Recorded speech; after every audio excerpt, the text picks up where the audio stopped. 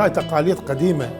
يعني هسه هم ذولا جهال جيل هالوقت هذا، ودا يباعون اهلهم علموهم على هالتقاليد. يعني هذا طالع شايل ماعون شربه، تقول له امه وديه البيت فلان، ما راح يرجع فارغ بالماعون. ام فلان هم حتعطيه معلم تقول له وديه لامك. فنعرف عالم فقره هماتين اللي يساعدون العالم بالفقره، مثل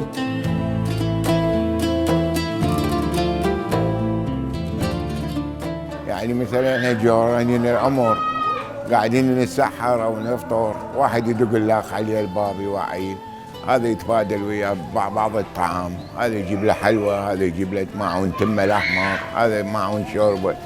انا صار 75 سنه حياتي في هذا البيت نفس هاي العادات ولا يوم من هذا.